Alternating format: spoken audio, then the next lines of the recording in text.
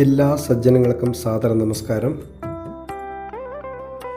ഇന്ന് ഞാൻ വന്നിരിക്കുന്നത് തിരുവനന്തപുരത്തിനടുത്ത് ചെങ്കലിലുള്ള മഹേശ്വരം ശ്രീ ശിവപാർവതി ക്ഷേത്രത്തിലാണ്.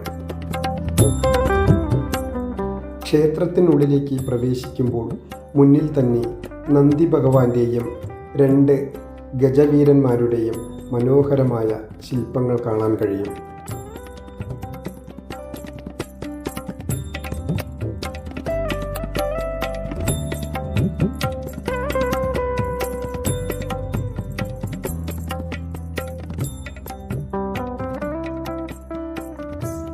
അകത്തോട്ട് ചെല്ലുമ്പോൾ മനോഹരമായ സ്വർണ്ണ കൊടിമരവും അതുപോലെ മനോഹരമായ ക്ഷേത്രത്തിൻ്റെ ശ്രീകോവിൽ സമുച്ചയവും കാണാം.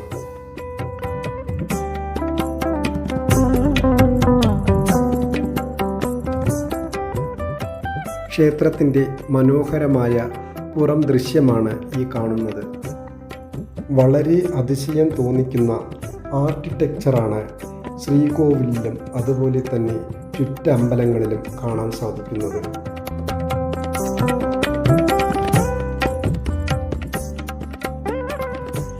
ചെങ്കൽ മഹേശ്വരം ക്ഷേത്രത്തെക്കുറിച്ച് പറയുകയാണെങ്കിൽ ലോകത്തിൽ തന്നെ ഏറ്റവും ഉയരമുള്ള ശിവലിംഗം ഇവിടെയാണ്.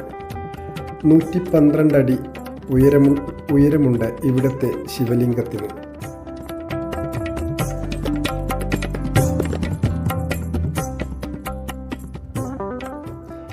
ദക്ഷിണ കൈലാസം എന്നറിയപ്പെടുന്ന ഈ 8 നിലകളുള്ള പരമ്പരാഗത കേരള ശൈലിയിലുള്ള ക്ഷേത്രത്തിൽ 108 ശിവലിംഗങ്ങളും അതുപോലെ 64 ശിവരൂപങ്ങളും നമ്മുടെ ഊർജ ചക്രങ്ങളെ പ്രതിനിധീകരിക്കുന്ന 6 മെഡിറ്റേഷൻ ഹാളുകളുമുണ്ട്.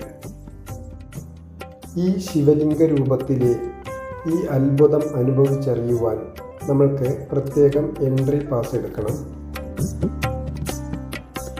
ഈ ശിവലിംഗത്തിനകത്തുള്ള ദിവ്യ ദർശനത്തിനായി പല സ്ഥലങ്ങളിൽ നിന്നും ഒട്ടനവധി ഭക്തരാണ് ദിവസേന ഇവിടെ വന്നു പോകുന്നത്.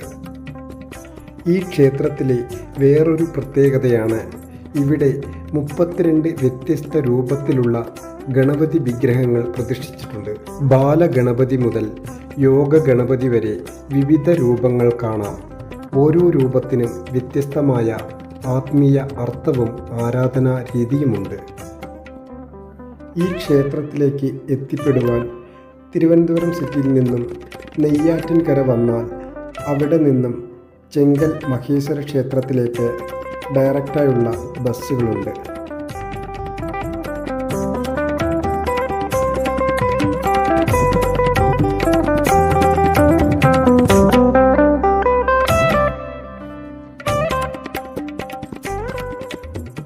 ഈ ക്ഷേത്രത്തിനകത്ത് പ്രവേശിക്കുമ്പോൾ തന്നെ ഒരു പ്രത്യേകതരം ശാന്തതയും ആത്മീയത നിറഞ്ഞതുമായ ഒരു അന്തരീക്ഷമാണ് നമ്മൾക്ക് അനുഭവിക്കാൻ കഴിയുന്നത്. നമ്മൾ തന്നെ നേരിട്ട് ശിവലിംഗത്തിന് അഭിഷേകം ചെയ്യുവാനുള്ള സജ്ജീകരണമാണ് ഇവിടെ ഉള്ളത്. ശിവലിംഗത്തിനകത്തേക്ക് പ്രവേശിക്കുവാനുള്ള ഭക്തന്മാരുടെ കൂട്ടമാണ് ഈ കാണുന്നത്.